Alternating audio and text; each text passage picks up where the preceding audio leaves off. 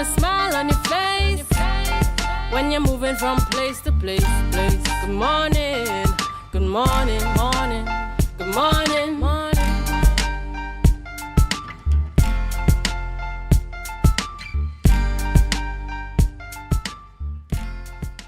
Good morning, and welcome to the morning show here on Tobago Updates Television. It is Tuesday, the 3rd day of June 2025, and we're coming to you live from the Port Mall here in Scarborough, Tobago. I am Adana Kambi. This is the day that the Lord has made, and we will rejoice and be glad in it. Indeed, it is a pleasure to be here with you again, to have conversations with you about things happening right here in Tobago or around Tobago. So if you have any concerns about us here, of course, you want to be a part of the conversation. We're always so happy when you can join us on our Facebook live stream and our YouTube channel. And for those of you on AMPLIA 102 or Flow 121 or 130, of course, we welcome you this morning. We're so happy that you've made us a part of your morning routine. So whether you're sipping your coffee, getting yourself ready for work or school, we welcome you this morning. Before we get into our conversations this morning, here's your news in 90 seconds. After more than a year of waiting, Lambo fisherman Edwin Ramkisoon says the compensation he received for damages caused by the 2024 oil spill feels like a slap in the face and not a helping hand.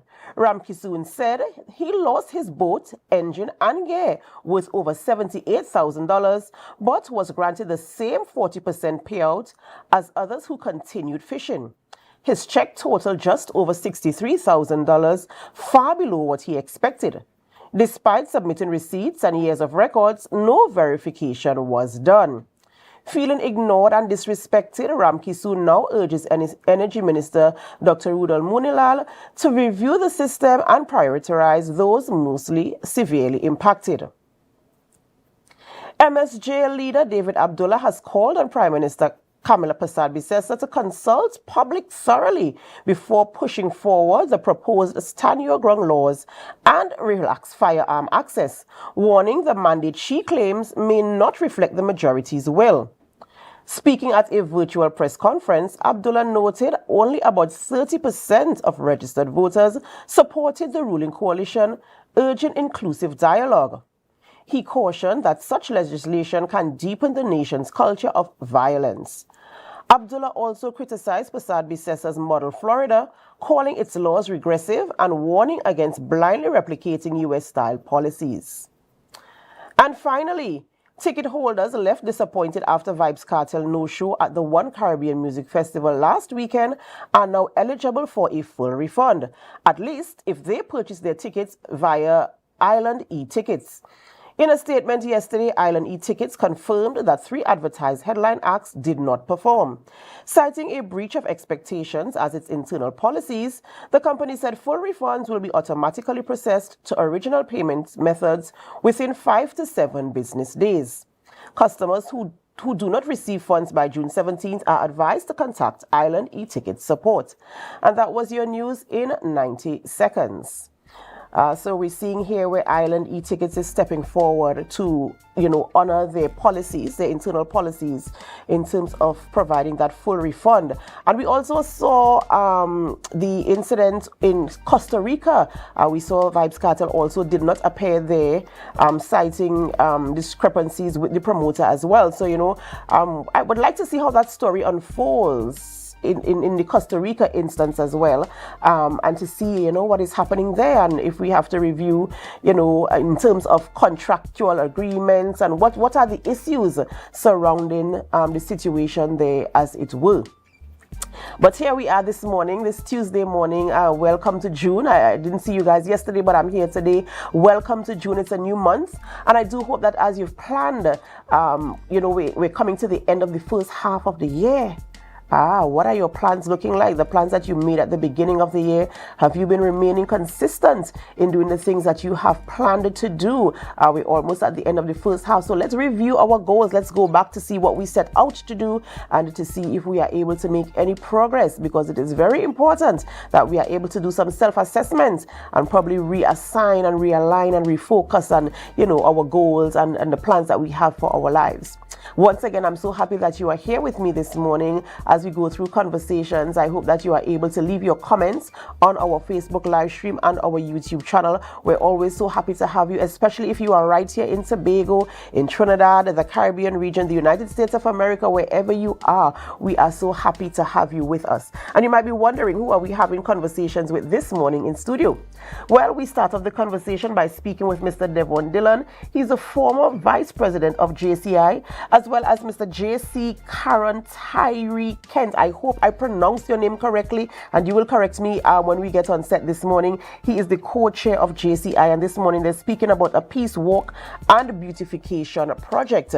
You want to be a part of that conversation as well. I mean, of course, there is a call for peace in Trinidad and Tobago, and more so in the Tobago space, as we're talking with what is happening here in Tobago. So you want to be a part of that conversation and see how you can fit in to this project. We also speak with Mr. Reginald McLean, the president of Tobago Hotel and Tourism Association. We see sarcasm on the rise again, and so there are sarcasm concerns, and we want to have that conversation to see how it impacts the tourism here on the island of Tobago and how we move forward and what we can put in place to ensure that we are in a good place where tourism is concerned.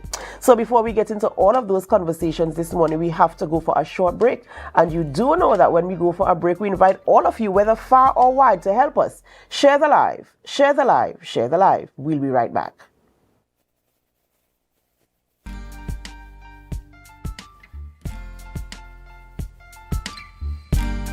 Put a smile on your face when you.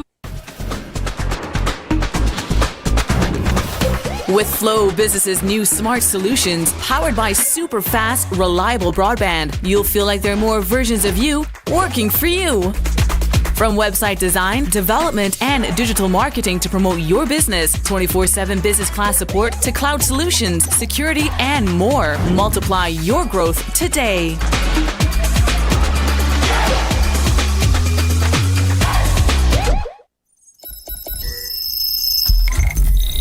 Welcome to Tobago Glass Supplies, where innovation meets excellence and service reigns supreme. Well, I want a proper window for me house, yeah? I want no shake thing in my place. Our commitment is simple: to provide high-quality, innovative aluminum, vinyl, and glass solutions for both commercial and residential spaces. We get one wall on the side and we get one hole. You can put a window there, invent something, a window for put there. At TGSL, we don't just meet needs, we exceed expectations. Our range includes the finest aluminum cladding options, setting new standards in durability and style. Well, me meet ya. Me don't know who I'm talking to, but the children, cousin Tufina tell me, for call all you go get proper thing for put there. Me don't know. Driven by our passion to elevate, we aim to be the leading supplier in the Caribbean market while retaining our identity as a family-owned business. Driven? No, I ain't driving. I get a bus ticket. One of me pick me them go drop me down there. Must bring me down there. Russo Trace Springer down by the place down there. Because at Tobago Glass Supplies Limited, it's not just about products, it's about relationships. It's about you. It's all about me? Who's your family? You know Edna and Dorka and them, you know them, but you resemble them Edward boy and them Edward people them you. Tobago Glass Supplies, Russo Trace Spring Garden, telephone number 639-6266. Innovation, quality, service. That's Tobago Glass Supplies Limited.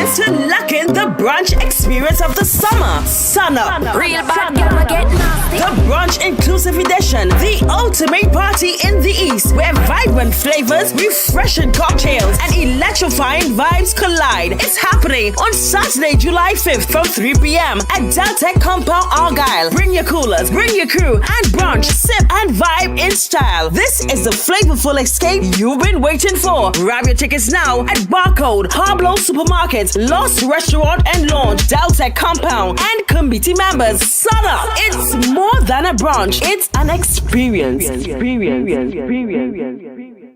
Courts is well known as the Caribbean's largest retailer, providing consumers for generations with the very best products to enhance their homes. This year, we bring our expertise to businesses. Courts Business Solutions will serve small, medium, and large companies with the very best products at the most competitive prices, backed by warranties and after-sales support. Hoteliers, office managers, restaurants, and so many more. Courts Business Solutions, a brand of the Unicomer Group.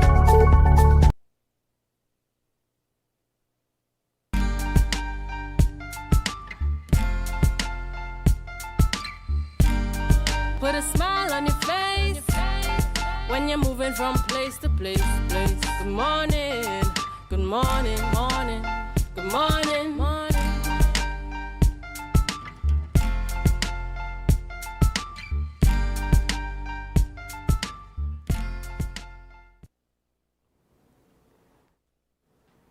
Welcome back to the morning show here on Tobago Updates Television, and thank you so much for staying with us. You know, we have to celebrate. How could I forget to celebrate our birthdays this morning? We celebrate with those who are celebrating. It's time for our birthday shout-outs. And we start off the celebrations this morning by saying happy birthday to Mr. Wendell Lashley. Wendell Lashley is celebrating a birthday today, and we say happy birthday to you. We do pray God's blessings upon your life, and we hope that you have a wonderful, amazing birthday today. And we do hope you continue to walk in favor and that you continue to shine your light so men can see your good works and glorify your Father who is in heaven. Next celebrant this morning is Mr. Earl Blackman. Earl Blackman is also celebrating a birthday. I don't know, Mr. Earl Blackman. You look like you celebrate every day of your life. Look at that pose this morning. I do hope that you continue to have a wonderful birthday season wherever you are and whatever you are doing. I pray God's blessings upon your life, and I do hope that you are able to enjoy the goodness that comes with celebrating, especially a birthday. So happy birthday to you as well. And of course, if you are celebrating a birthday, even though we do not have your photographs, we join in the celebration with you this morning. Whether you're celebrating a birthday, an anniversary, a promotion, a new job, a new car, a new experience, whatever you are celebrating, we here at Tobago Updates Television, we join in the celebration with you and remind you to put God first, because He is the sole reason why there's even anything for you to celebrate. We begin conversations this morning in studio, and we're speaking with two young men, yes, from right here in Tobago. Mr. Devon Dillon, he is the former vice president of JCI, and Mr. JC Karen Kent, who is the co-chair of JCI. Oh gosh, I feel as if I butchered his name again, but we will get to that this morning. And they're here to talk about a peace walk and beautification project. Good morning, guys, and welcome. Good morning. Good morning. Thanks for having us. Of course, a pleasure having you in studio with us this morning. And for me, it's always a pleasure having young men coming in studio and speaking on issues that are very positive, that impact society, that stand as role models and a source of encouragement to not just young men like yourselves, but the entire society, because when we look at what is happening, we see usually our young men are the ones getting in trouble or allowing themselves to be influenced by the negative impacts. And so here you are this morning holding positions in a organization that is open to young people for them to grow and experience and learn and, network and socialize. And we're talking about the beautification project now. But before we get into that, just tell us a little bit about the JCI organization. Well, JCI is a relatively old organization. It's in all over the world, a lot of countries. I think it's over 150 countries worldwide. It's actually been in the Caribbean for over 60 years now. Actually started in Trinidad. And JCI Tobago, it resurfaced in 2013, and I actually joined in 2015. And peace has been a core theme of our organization in terms of trying to have positive impact on our community. And we have many peace-oriented projects over the years, in my opinion. And one of my favorites is the Safe and Sober Zone, where we create a space for young people during the festivities, Carnival, Juve, to kind of catch back themselves so that they don't go home driving on the roads drunk, because we have a lot of drunk driving accidents over the years. So JCI, in my opinion, peace has been a core theme of our organization over the years. And might I add, JCI is an organization that provides development opportunities for young people to make positive change. So I would say persons who are in businesses, persons who are now starting a career, this is a phenomenal organization to join. I would say if you want to become a better version of yourself, JCI has the opportunity for growth, networking opportunities. We are, as Tahir said, we are in over 100 countries. JCI is a great organization. And I know, as you mentioned before, in terms of becoming a better version of yourself, that you provide a measure of training for your members. In terms of the membership, what is the age group for persons to join JCI? Between 18 and 40. Oh, it's a wide enough catchment there. And what are some of your core values? I mean, you spoke about peace, especially being your tagline for now, especially in the times that we're in, where we're seeing so many things happening in societies, not just in Tobago but globally. You see uprisings for different causes, and once there isn't peace, you might end up seeing riots. And I know a lot of people have different beliefs and they have different opinions, but at the end of the day, we can do so peacefully. What are some of your pillars, your core mandates in terms of how JCI operates? Well, the creed of the organization basically answers that question very well. As I said, JCI is an international organization with many different beliefs, but we all say the creed before our meeting. During our meetings, during any events that we have. And you see, Devon can probably rattle it off off the top of his head. I would say our core pillars of the organization is community support. We at the organization, in our active citizens framework, we look for issues in the community, and then with that we create projects that would be impactful and help solve some of these issues that are in society. And that's why we came now to the Peace Walk. Yes. The Peace Walk and Beautification Project, and we focus in this time the Signal Hill community. Yes. So tell us exactly your thought process. How do you get to, we need to have a peace walk, we need to have not just a walk, but a project to to identify or to mark or to leave a mark to say, well, we were here and this is what we did. How did you come to decide this is what we want to do? Well, actually, this is in collaboration with an international peace group, the International Peace Youth Group under the Heavenly Culture World Peace Restoration of Light. It's a mouthful, but it's an international peace group based in Washington, D.C., and they would have reached out to us to collaborate. And it actually is not just Tobago alone, but they have several other Caribbean countries doing the peace walk. Will they be doing it simultaneously? No. Because of how everyone's schedule is, we wouldn't be doing it simultaneously, but after everyone's completed, but it will be on the same day. Yeah, we'll be celebrating on the same day. So we have a collaborative video of everyone's walk to show that we have people all over the world doing this walk at the same time.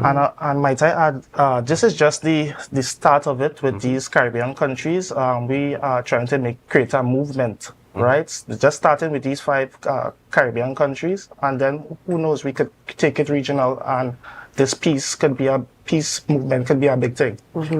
And in terms of your partnerships, who are you bringing on board to be a part of the walk with you and the beautification projects? We reach out to a lot of community persons in the Signal Hill area. We've reached out to the Signal Hill Primary School. We've reached out to the area representative. We've reached out to the Happy Haven School, Signal Hill Comprehensive School. We reached out to a lot of persons within the community and across Tobago to make this event successful. And in terms of corporate Tobago, because at the end of the day, in as much as you want to get to communities, you need the strengthening and the support of corporate to ensure that they buy in as well. Because, I mean, where there is no peace, we all affected, we all impacted. And so, has anyone come forward, or have you been able to reach out to anybody in corporate to say, listen, we're going to paint a bench, we need this, we need banners, we need flyers, we need t-shirts, we need a truck, we need paint. How have you been able to collaborate with anybody like that? Yeah, so some of our sponsors for this initiative would read Bermudez Biscuit, Blue Heron Establishment, Manzi Family and Equipment Rental, Eastside Agro Plants, Chromatic Umbrellas, Channel 5, Signal Hill Environmental Club, Cafe and Chappie Laundry. Right. And we also have Cosmo Supermarket in Patience Hill. Yeah. Good. And in terms of the walk, where are you starting from, and what is the routes for the walk?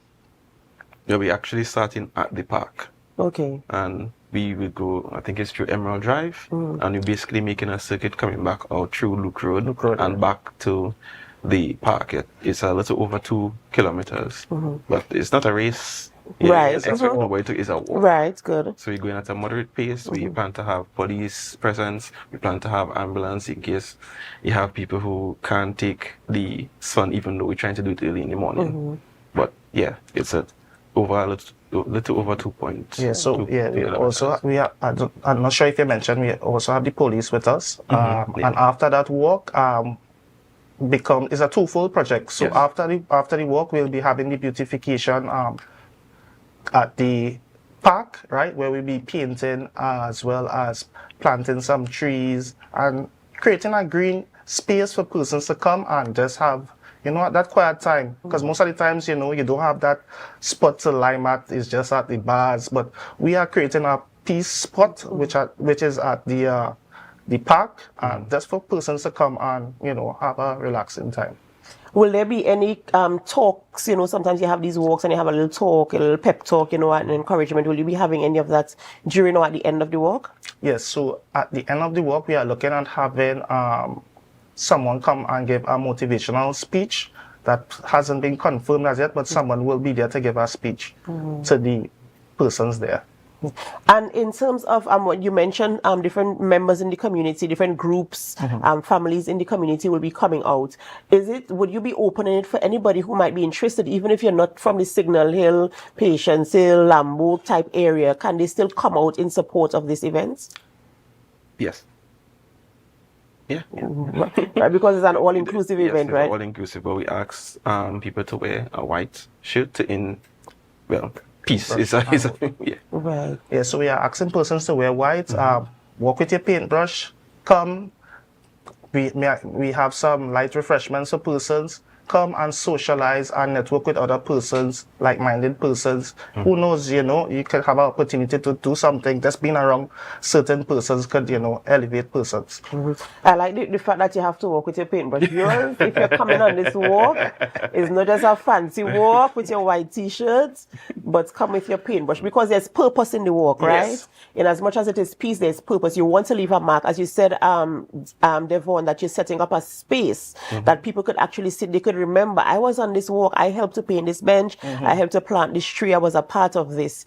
And the possibility now of this walk moving from community to community. I don't know if you have earmarked any other community yet, and if you're going to do it, I know you said you collaborated with an organization in the US. I don't know if JCI Tobago is going to take this on now as a project, as an independent project. I say, listen, we could take this from right here in Signal Hill. This could be the genesis of it, yes, but we want to take it now and move it from community to community, and to ensure that each community, or as many communities at all on the island of Tobago, will have some kind of identification that we had a peace walk here. And you must remember, when you're getting in a kind of frame of mind, this community is for peace. I don't know if you plan to move it around. And that's so correct. We are looking at other places to have these environmental projects. We are asking all persons who are willing to be sponsors to reach out to JCI Tobago on our social media and to help sponsor these initiatives, because these initiatives aren't, cheap, right? And we a non-profit. Are a non-profit organization, and looking for sponsors to do things like this on the island to, bring a positive change. And it all starts with us. Yes. That's right. So we're calling on communities across the island of Tobago. We're calling on corporate Tobago. We're calling on everybody who has some dollars in their pockets. This is a good place to invest your money and invest your time. And of course, a good place for socialization and networking. You heard them saying there's an opportunity for young people especially. Let us provide spaces and opportunities for our young people to network, to come up with their ideas. And I'm telling you, young people have a lot of ideas. They're just looking for the opportunity and the support and the investment. So bring your pockets and come. This is taking place when? Saturday, 7th of June, which is Saturday coming. So, what time is it? The event starting? 7. We're asking people to come out for 7:30. Right. Yeah, because they say we don't want to have people walking in hot sun. And the sun is very hot these days, exactly, so that's a good time to start. Yes. And refreshments, of course, will be made available. But we come in to walk, we come in to talk, and we come in to paint. And of course, provide a space that people can reflect on. And we need that in society. We need a space where people can just, when you walk past and you see some fresh flowers growing up, you just feel like sometimes in the community, because you have the community center, you have the field nearby. Right. And even the restoration part of the project, this isn't the first time we have done it. We have done it a couple of years ago. So it's a recurring project where we try to restore, upbring certain core locations in communities. Right. Yes. So if persons want certain parts done in their community, they have the funds, they want to invest in us, we could have it done. Persons want to be a part of a phenomenal organization. They might have an idea, I want to do something, but you do have the support, you join the organization, you come up with liaise with like-minded persons, and we could come up with the projects to make the Tobago and wherever a better place. That's right. So, guys, I want to say thank you so much for coming on this morning. Thank you for being here, and of course for being young men in a society with a positive mindset, right? In a society where things could go any way. It could go either way. And you have chosen, you have decided that this is the path you want to take. So I must say congratulations to you. And I do hope you continue to encourage other young men as well and other people in society to step forward and, embrace the opportunities that are available to you. I would also like to add on to what JC Devon would have said. You have a lot of people with ideas, but they don't have the confidence, they don't have the support. At GCI, we have a lot of trainings, we have to have a lot of people of like mind, where there's a community where you feel safe to grow. Because in the initial stages, I was extremely shy. People reach me now and ask me if I'm training to become a politician, because I so versed in talking to people that I don't even know. Right. So JCI is an organization that trains you, that brings you up, gives you that self-confidence to bring forward your ideas into reality. That's right, and there's strength in numbers, right? Yes. So when you have people supporting you, it makes the job easier for you to do what you have to do. Definitely. Right, so thank you guys so much for coming, and I wish you all the best in the walk on Saturday. Tobago, you want to come out and be a part of what is happening there. It's a peace beautification project taking place this Saturday, 7th June 2025 from 7:30 a.m. They meet at the Signal Hill Park for a peace walk and a beautification project. So step forward with your paintbrush in hand and your white t-shirt on. That's okay if you get some paint on the t-shirt. That t-shirt will be a memorabilia at the end of the day, of course, because you're a part of the peace walk. So hope to see you there soon. And remember, look out for other projects coming out from the JCI Tobago. Ladies and gentlemen, we have to go for a short break before we continue conversations here in studio. And as we go, we invite you to help us. Share the live, share the live, share the live. We'll be right back.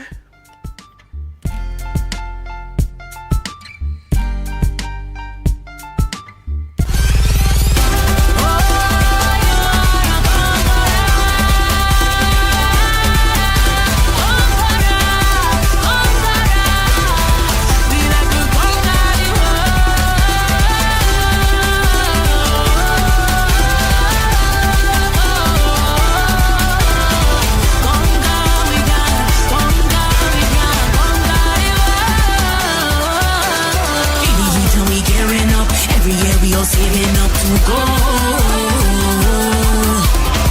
anything, we not backing down. Like a bomb, we ready to explode. Ain't gonna wait until my back against the wall. Ain't gonna.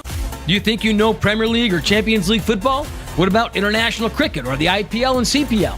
How about NBA basketball? Well, now you can put your skills to work to earn some extra cash by betting on the games with TT Bet Arena.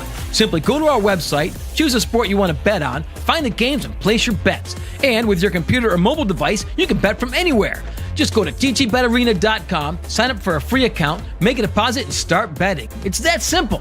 You can even qualify for our $2,000 sign-up bonus. We also have horse racing, plus live casino games where you can bet using TT dollars. And check our new Tobago location at 7B Milford Road, Crown Point. For more info, call or WhatsApp 494-0634. TT Bet Arena, the #1 sports betting company in Trinidad and Tobago.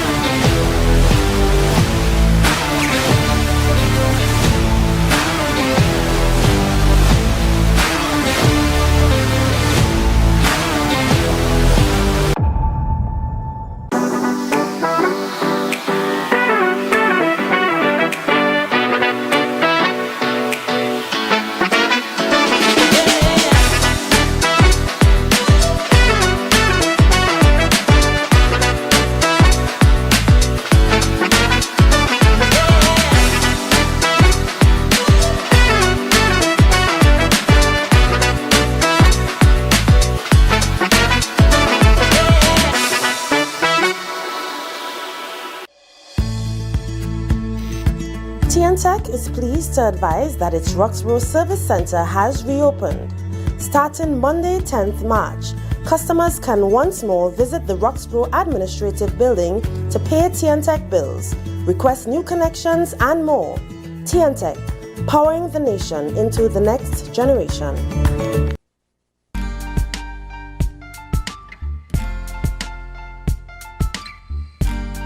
Put a smile on your face when you're moving from place to place. Good morning, good morning, morning, good morning, morning.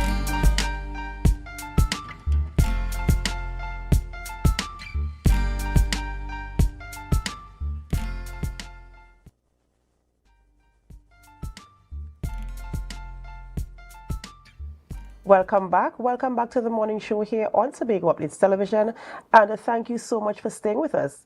We continue conversations this morning, and we speak with Mr. Reginald McLean, the president of Tobago Hotel and Tourism Association. We're speaking this morning about sargassum concerns. I'm sure you are aware that there is a presence of sargassum again in our waters, and so we're talking about the impact on tourism here on the island of Tobago. Good morning and welcome, Mr. Reginald McLean. Morning, and thank you for having me on your show this morning. Of course, a pleasure having you here. All your viewers and listeners out there. Of course, a pleasure having you on with us this morning.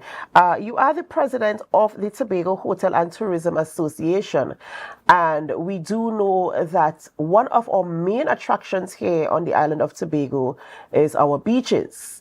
And so we've seen an increase in sargassum again.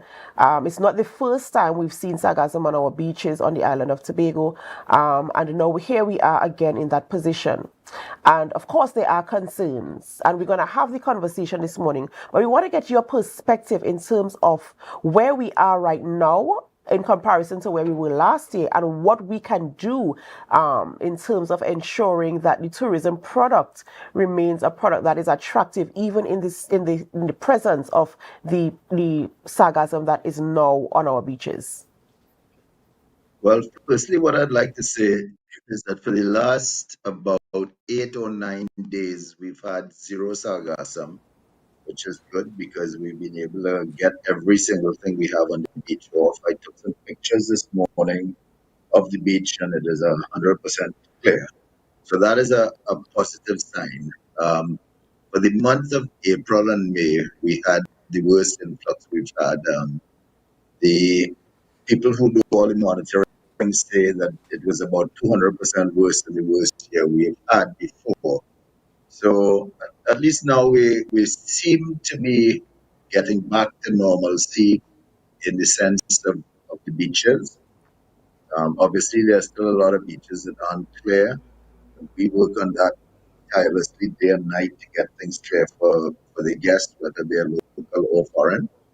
So, I'm seeing a little positive there now, finally, but it's been tough. It has been tough, and even we can't control. At least I'm not aware that we can control whether the sargassum appears or not. But when it appears, then not just the sight of it is a nuisance, but also the odor that comes from it is a very, very pungent smell that comes from it, and it can be sort of very off-putting. What can you say is being put in place to ensure that we can clean up and cart away, and to provide a space that is, I'm happy that we haven't had any for the past couple of days, as you've mentioned, but in terms of when it does appear, what is been put in place, or what discussions are being had to ensure the cleanup and carting away of the sargassum that will not cause that sort of unsightliness, one, and as I mentioned before, that pungent smell that could be a deterrent from even our locals right here, and more so or tourists as they come to the island to enjoy our beaches? Well, firstly, the pungent smell is hydrogen sulfide gas, which when it's rotting, that's what comes from the seaweed. It also attracts a lot of flies and it gets worms in it. So it's something that once it comes ashore and it starts to rot, you get that smell. Now, one thing that we haven't quite figured out yet, and I hope that the world is working on this, is that what is the long-term effects of smelling the hydrogen sulfide, which again smells like rotten eggs. What is the long-term effects on health?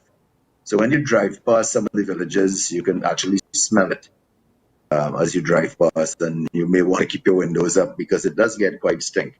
Now, that smell, that gas that is emitted also has a destructive force on things like televisions, air conditions, all electronic items like radios, etc. So it's not just a matter of smelling something, it's smelling something that does negative things.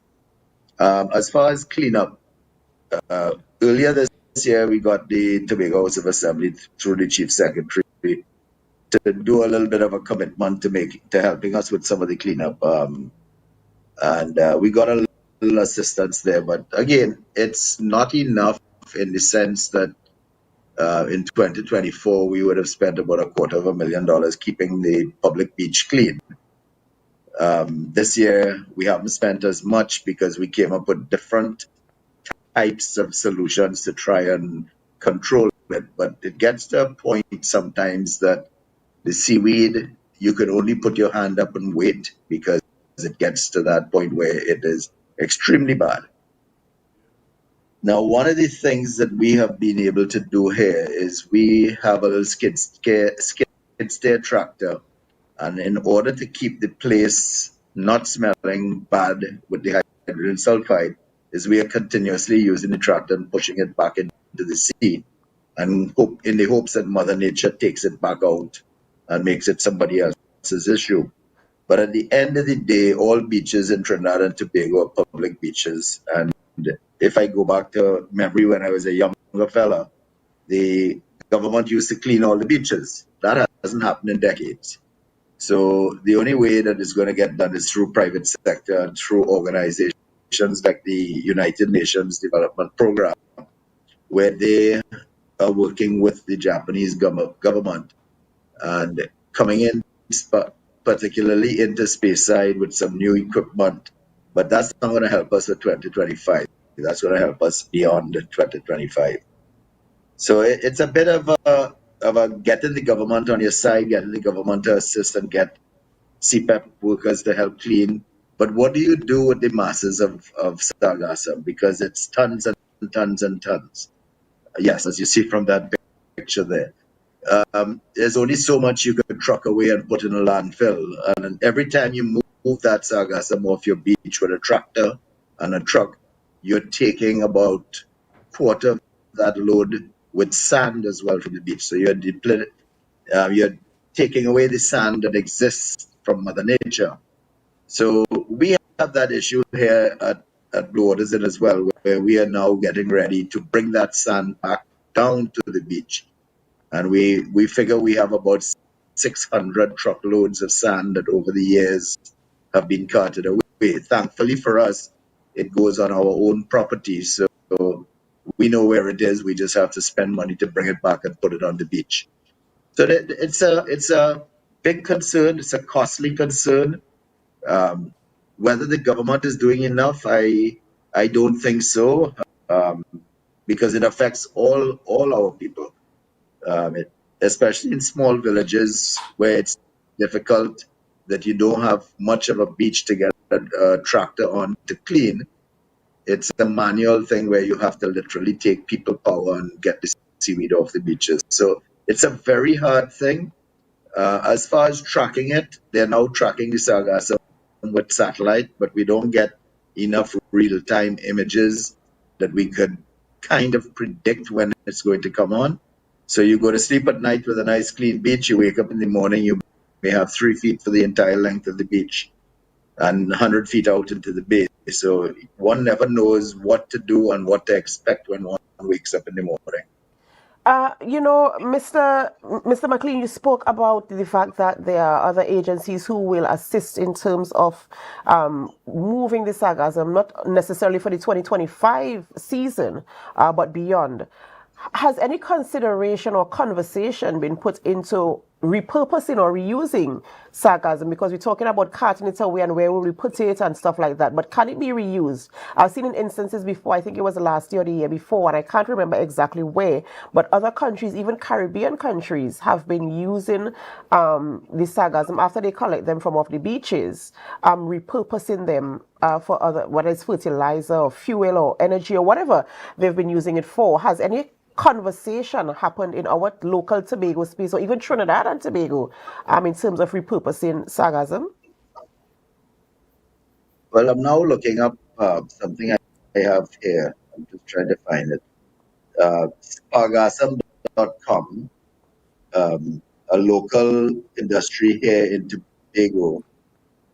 They are actually using the sargassum now to make body oils and soaps. So that's a positive thing coming out of Tobago. But you have to understand that the sargassum that you need for any type of project, you have to get it while it's still in the sea. Because once it washes ashore, it's starting to mix with sand. So for Tobago, as I'm saying, this is a Tobago-based company, and it's Janique Mayers, who is the founder of Sargassum. And they've done a lot of testing, sent things abroad for to the international agencies for testing, and now they've come up with body oils and soap. So that's a positive. Earlier this year, I got an update out of St. Vincent that the St. Vincent government stopped all their farmers from using the sargassum for agriculture. So there's a lot of mixed things that are going on. Nobody's still quite sure what can happen with the sargassum. But the bottom line is, if you're going to use it for something, generally you have to get it while it's still in the sea.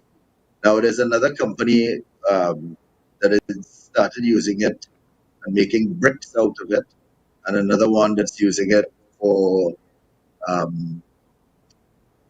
fires, where they're making it almost like charcoal briquettes.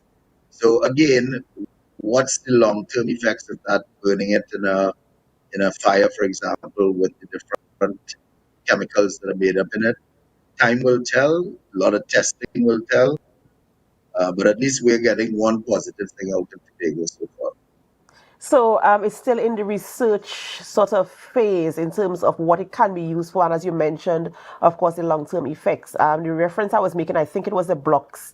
I remember a couple of years ago I can't remember exactly where they were using it to make building blocks. But as you mentioned now, and I never thought about it before actually, the long-term effects, because sometimes we think about the immediacy of the situation is we want relief now, but in terms of how does it play out in the long term. So I suppose research is still ongoing where that is concerned as to how it can be repurposed in the safest possible way so that there are no side effects, as it were, should we use it for building blocks, fires, or whatever we're going to be using it for, agriculture and the likes. In the Tobago instance, I know you mentioned earlier in the conversation that in the past couple of days we have not seen any, and you're hoping that Mother Nature will continue to be good to us. But in the event that she isn't, and there's an influx, where are we? Where are we where that is concerned? Is it that we still have to wait on the government to assist us? Are the stakeholders in terms of the tourism in Tobago, are they coming forward with, even if it's short-term solutions until something long-term can be put in place? Well, I'll give you a little instance. If I bring a backhoe and 2 trucks to work on the beach, that costs about $7,000 or $8,000 a day because they're working the equipment in a salt environment. Remember, when the backhoe is on the beach, salt is washing up on it. When they're loading it into the trucks, salt is going all over the trucks. So prices go up exponentially when people have to use equipment in areas that damages the equipment. So that is a cost that if you need it for 3 days, that's $24,000. If you need it for 5 days, that's $40,000. And then you get it cleared by today, and tonight it comes in again, and you have to repeat the process all over.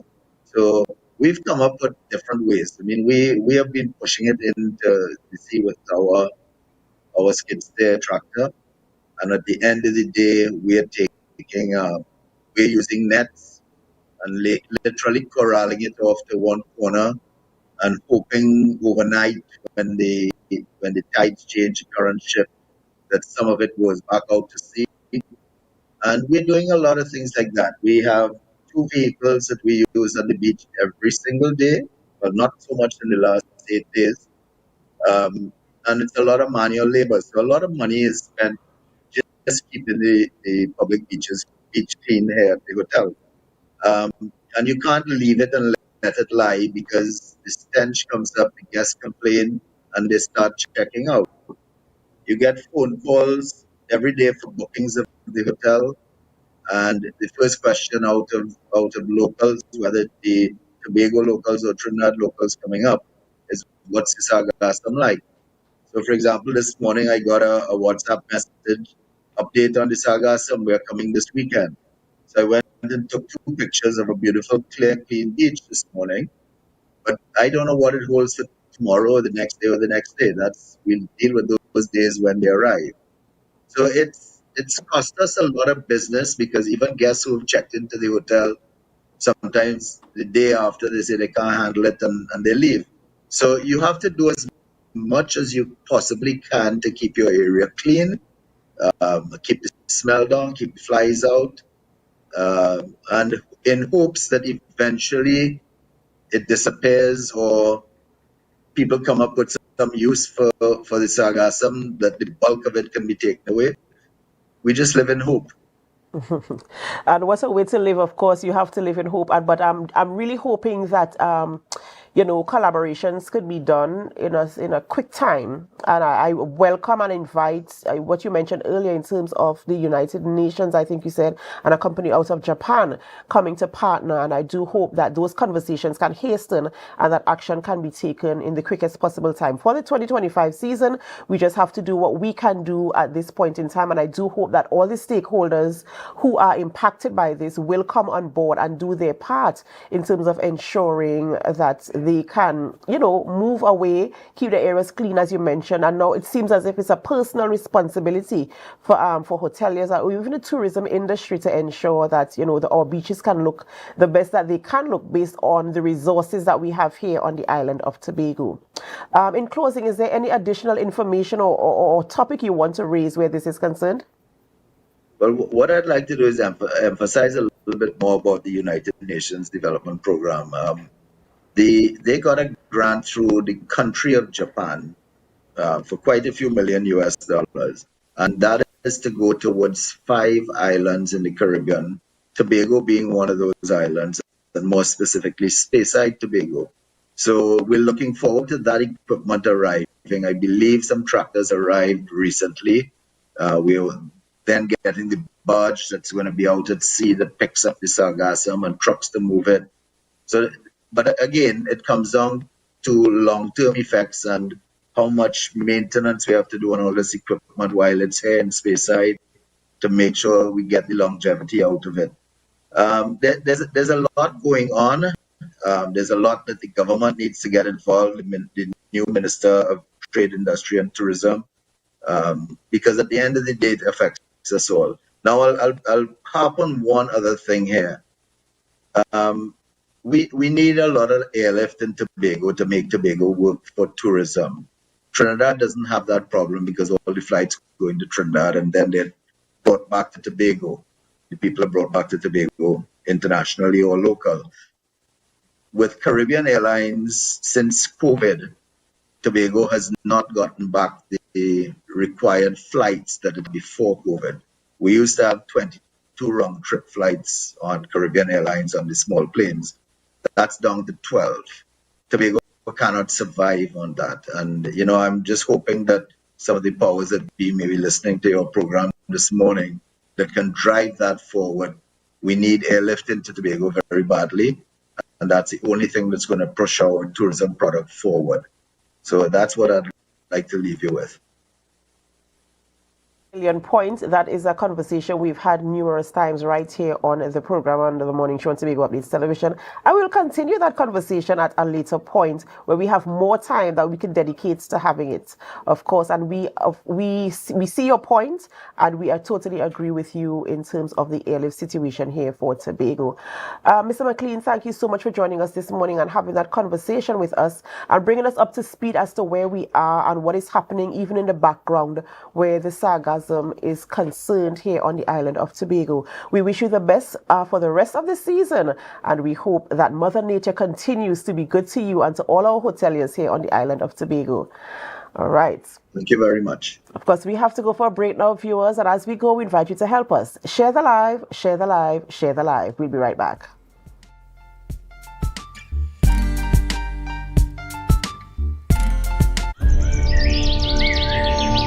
Tobago, this is your chance to lock in the brunch experience of the summer. Sun up, Real bad girl get nasty. the brunch inclusive edition, the ultimate party in the East, where vibrant flavors, refreshing cocktails, and electrifying vibes collide. It's happening on Saturday, July 5th from 3 p.m. at Deltec Compound, Argyle. Bring your coolers, bring your crew, and brunch, sip, and vibe in style. This is the flavorful escape you've been waiting for. Grab your tickets now at Barcode, Pablo Supermarket, Lost Restaurant and Lounge, Deltec Compound, and committee members. Sun up! It's more than a brunch, it's an experience. Do you think you know Premier League or Champions League football? What about international cricket or the IPL and CPL? How about NBA basketball? Well, now you can put your skills to work to earn some extra cash by betting on the games with TT Bet Arena. Simply go to our website, choose a sport you want to bet on, find the games and place your bets. And with your computer or mobile device, you can bet from anywhere. Just go to ttbetarena.com, sign up for a free account, make a deposit, and start betting. It's that simple. You can even qualify for our $2,000 sign-up bonus. We also have horse racing, plus live casino games where you can bet using TT dollars. And check our new Tobago location at 7B Milford Road, Crown Point. For more info, call or WhatsApp 494-0634. TT Bet Arena, the #1 sports betting company in Trinidad and Tobago. Are you in a dispute with a registered investment service provider of the TTSEC? Or maybe you're the victim of an investment scam. You can lodge a complaint or submit an anonymous tip to the Trinidad and Tobago Securities and Exchange Commission. Download our Investor Protection app or go to ttsec.org.tt to access our complaint form or submit an anonymous tip. Write a clear summary of your complaint. Submit copies of supporting documents along with the originals for verification. Provide a copy of the feedback received from the entity regarding your complaint. All investor complaints or scam reports submitted by the public are acknowledged and reviewed by the TTSEC. Investigations are pursued based on the outcome of the review. Trinidad and Tobago Securities and Exchange Commission, protecting the interests of investors and the public. You invest, we protect. Everyone benefits. When the game is on, you don't want to miss the best moments. With AMPLIA TV, you can enjoy our ultimate sports package and watch your favorite games on the go. Stay connected and informed with sports news, scores, and stats with AMPLIA's fastest internet speeds. Up to 1 gigabyte fiber internet, you can stream riveting football action, cricket, NBA games, and much more. With AMPLIA, it's game on. Visit amplia.co.tt or call 800-4663. AMPLIA. Do more, live more. Coconut's Cafe, the buffet restaurant that specializes in all your tasty local dishes. For breakfast and for lunch. Breakfast includes coconut bake and sada roti, served with chokers, bull joil, and sausages in tomato sauce. Not forgetting beef and cheese pies, shepherd's pie, macaroni pie, and rice in various styles. Meat served in a variety of flavors, garden salads, and pasta salads. All this accompanied by fruit juices, coconut water, your choice of a great combination to appease your taste buds. So call us today to order, as we are here to accommodate your busy schedules or if you are having a cooking day off. MI4 Security Services Company is the most advanced security service in Tobago. Ask about our cash and transit service. It's safe, risk-free, reliable, and timely.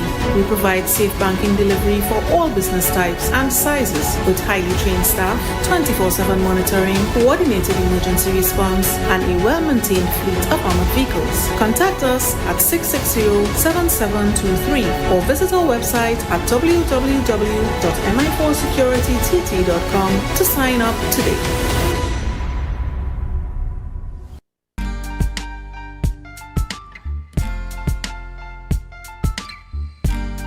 Put a smile on your face when you're moving from place to place. Good morning, good morning, morning, good morning, morning.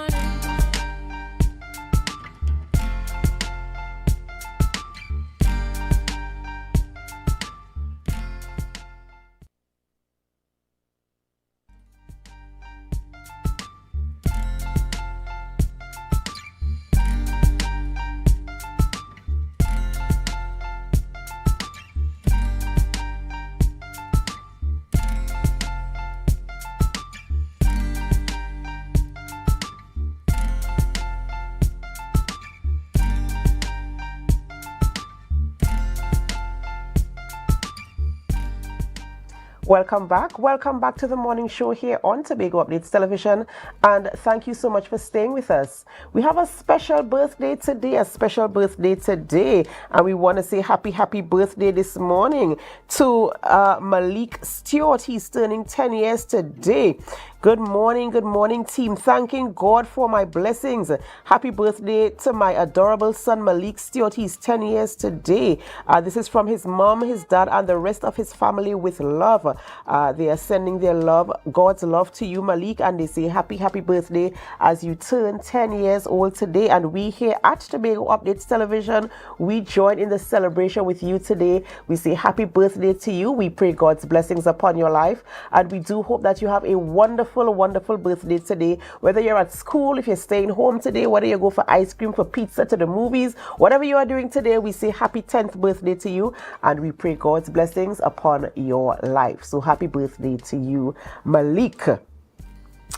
We also have the photo of the day for you. And before we end the conversation, of course, we will reveal where the photo is taken. But can you guess which part in Tobago this is? Yes, this is beautiful Tobago, and this photo was submitted by Kerry Walcott. Kerry Walcott submitted this photo.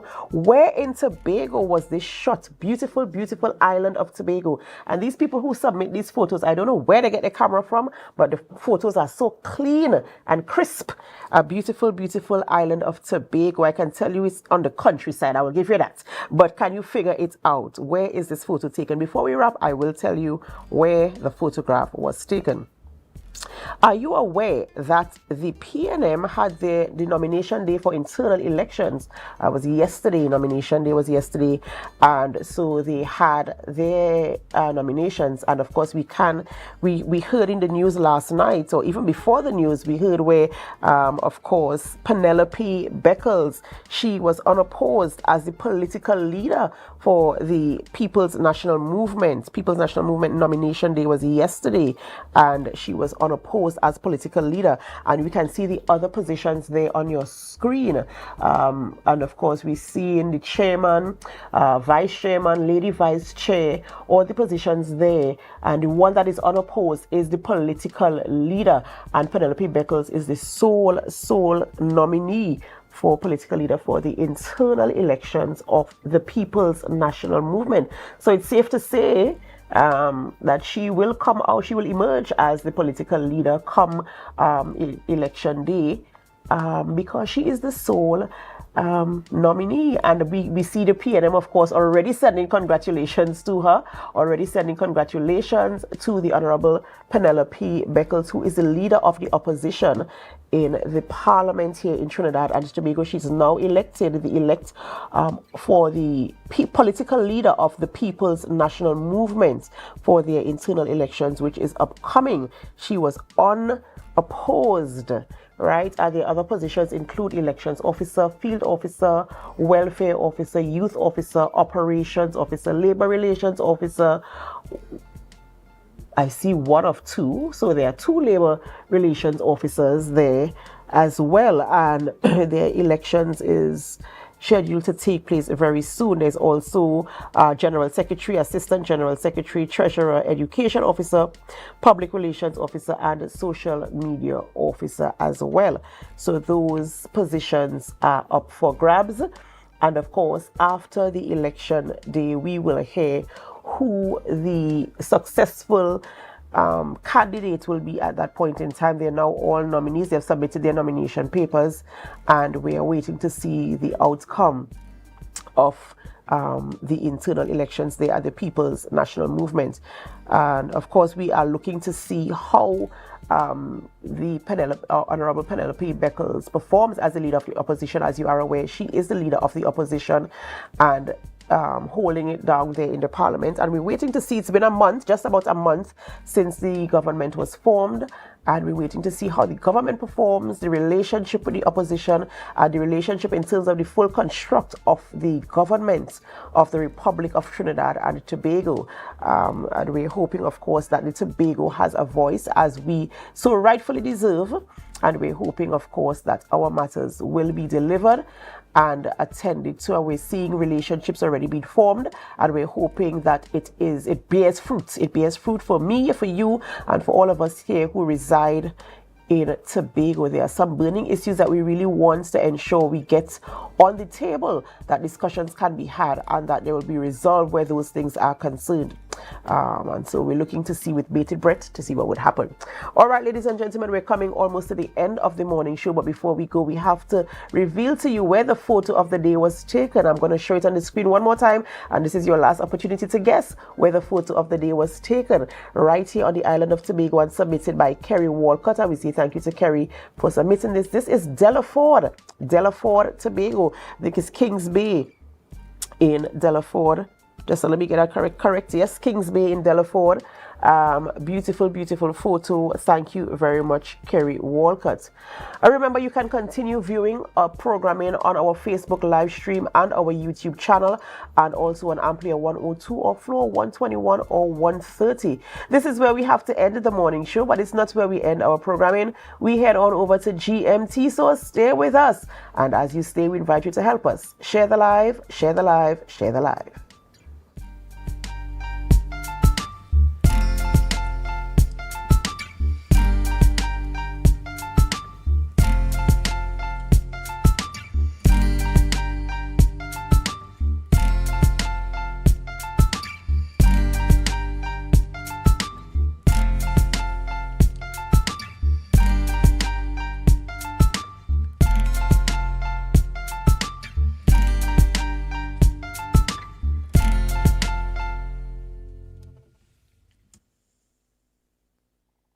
Tobago Updates Television, your exclusive gateway to Tobago, broadcasting the beauty of this island paradise to the world.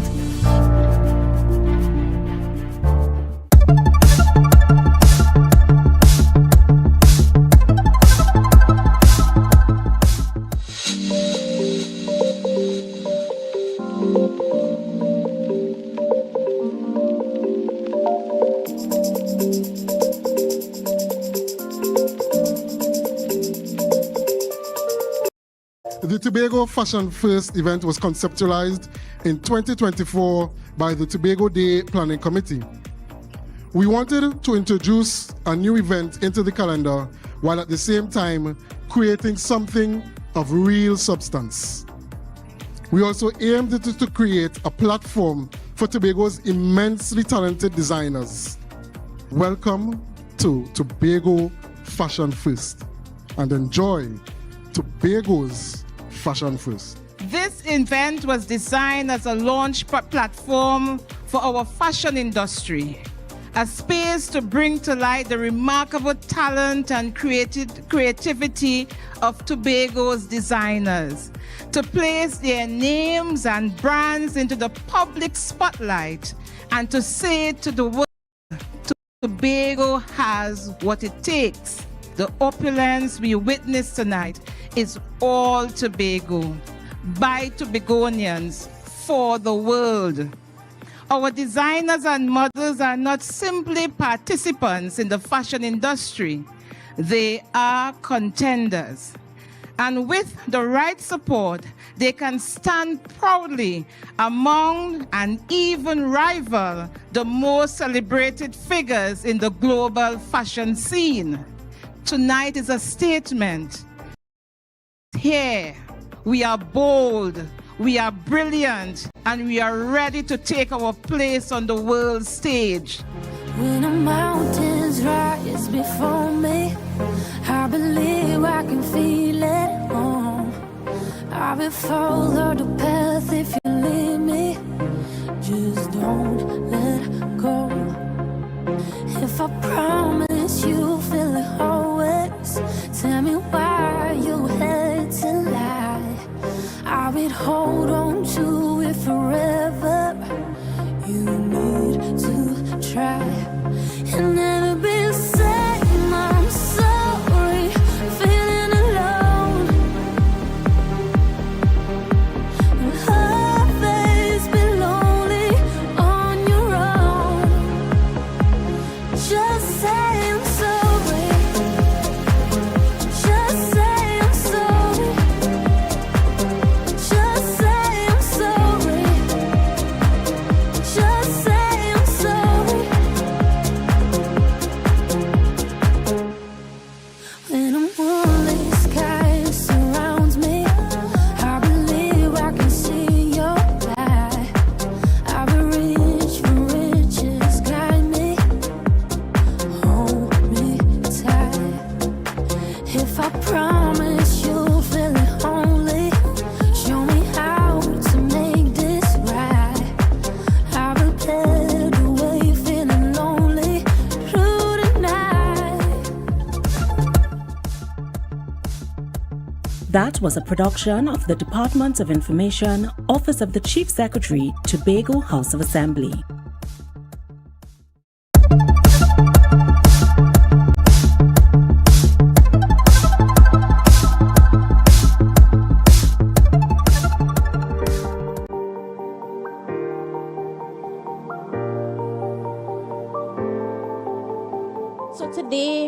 as we converge here at the Victor E. Bruce Financial Complex to culminate the commemoration of Global Money Week through our Smart Sense Video Challenge prize-giving ceremony.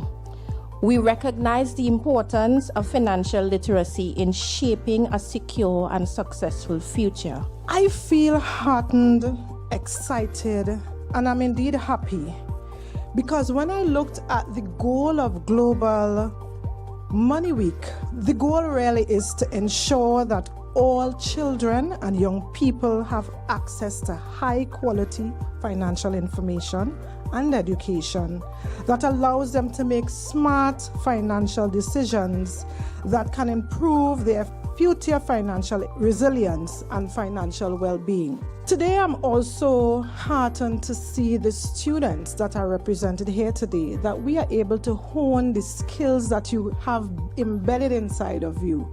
And from what I've heard, I'm indeed proud, and I feel a sense of accomplishment that with financial literacy and the mandate that we have here, that we are able to bear this kind of fruit and see this kind of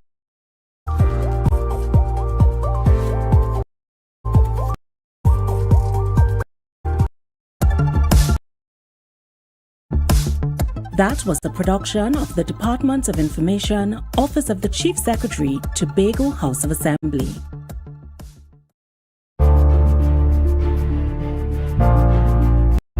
Tobago Updates Television.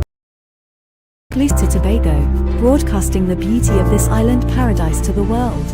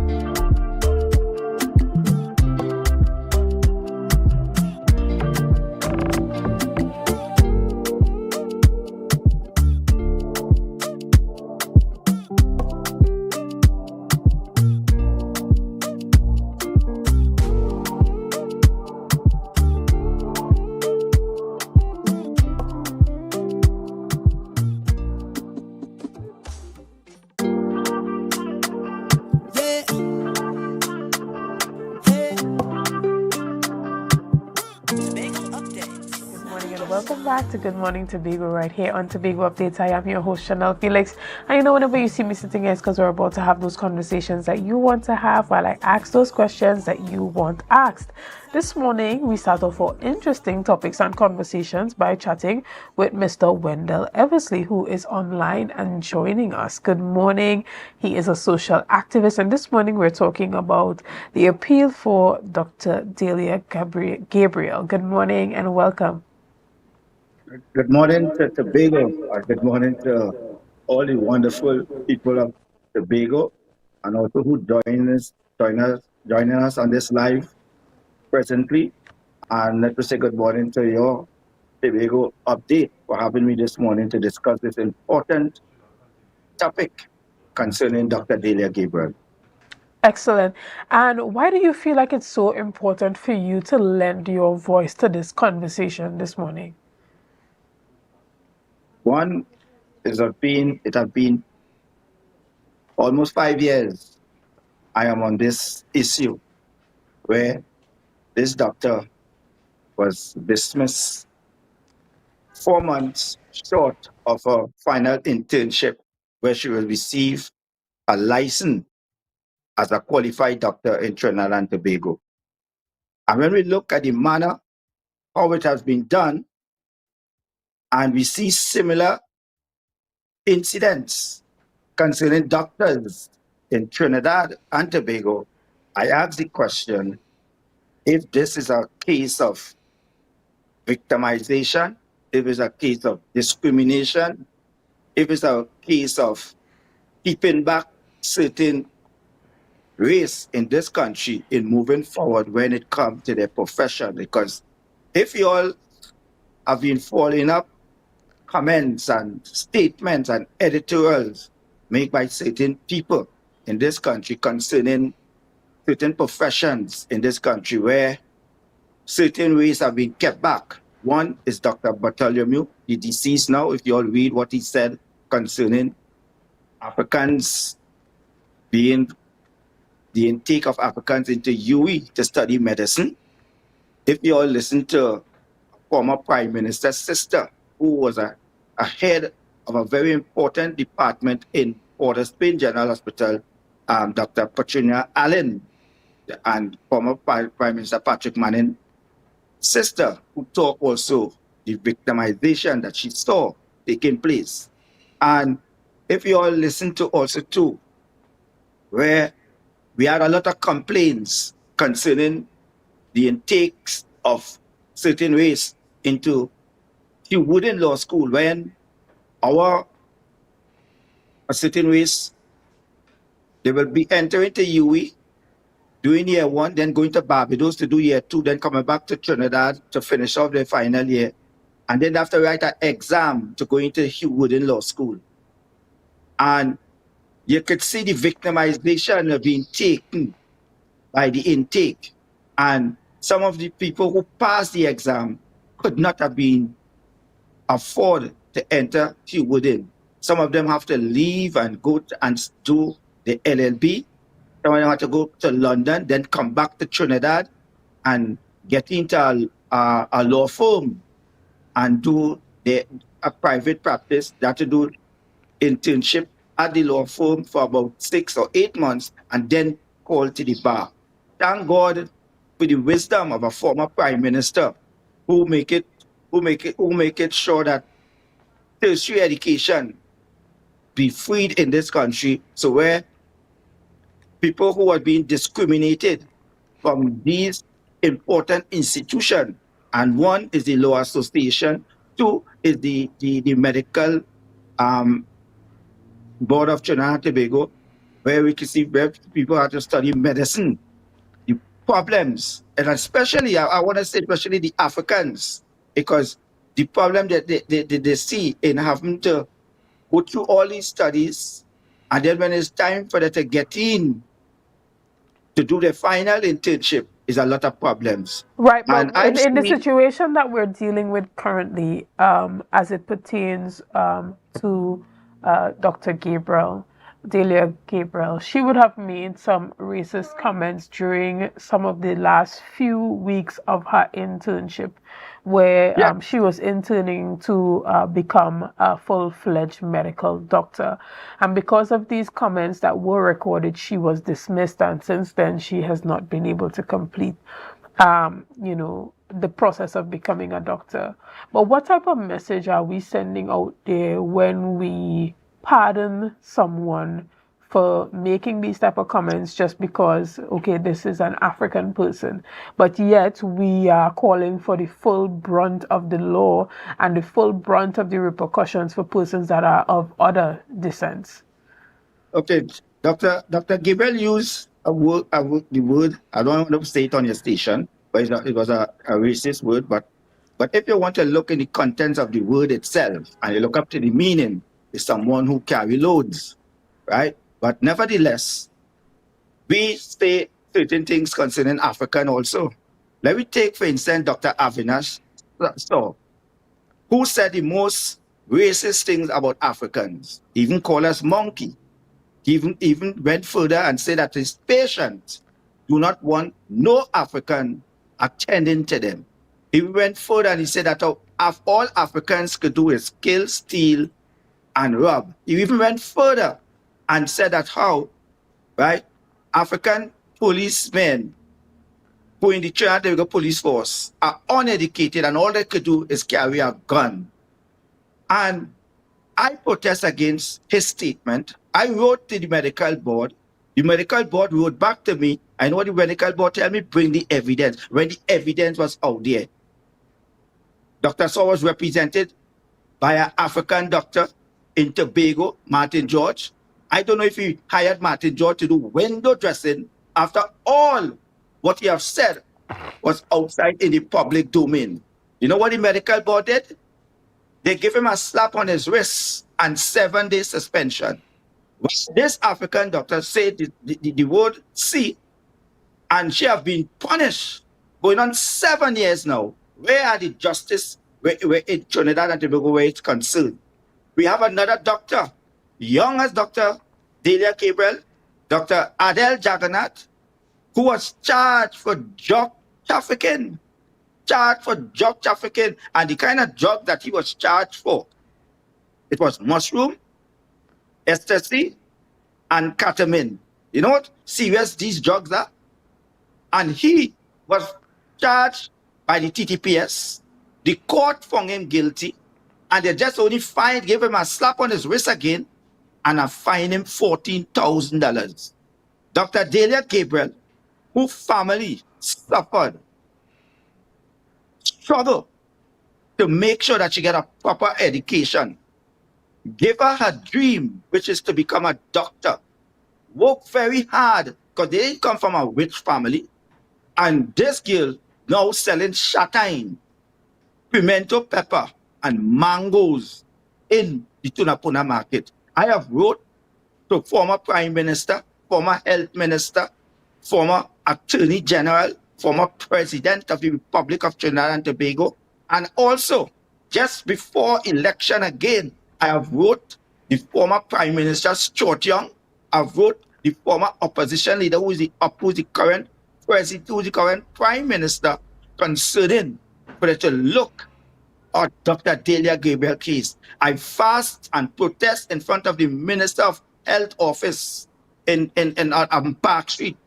Former Minister of Health, Terence Dial Singh, for 7 days, he watching me every day when he walking to go buy Manos for lunch. I never himself look to say, hey, what it is you want me to do. When he knows that he could have intervened, when he knows he also appoint people on the medical board of Trinidad and Tobago. But here we have the medical board of Trinidad and Tobago, have the same 2 doctors intact with their license. One charged for drugs, and if they want to look at it, we don't know if that doctor have been taking drugs and attending to patient. You know what they could have done to those patients that they are attending to, because he charged with serious drugs here, ecstasy, mushroom, ketamine. We don't know if he'll be taking this in order to function properly. Then we have this other doctor calling us all sorts of different names. And you get 1 week suspension, and this girl who all her lively, all her profession gone down the drain, and for 7 years, nobody see it fit to intervene to see how we could help Dr. Delia Gabriel. This is a girl I interviewed on different television stations, begging the public to come out and assist and see how we could treat with Dr. Delia Gabriel, cause I reach out to David Mohammed, I reach out to all those African talk show hosts and African activists. Why it is when it comes to our people, and we're seeing certain things where our people are professionals, profession are being tampered with. So you trying to tell me the system can look and give this young African doctor a second chance? So this is what we are seeing today, and I thank Tobago Update for interviewing me this morning on this topic, because I am decided not to let go or not to give up on this topic. Right now, I form a group And thank God, it have about 30% in the group. We have doctors in it. We have doctors from England in it. We have people from America in it. We have people from Barbados in it. And they are responding to me, and they are trying right now where we're going to appeal again to the current Prime Minister to intervene.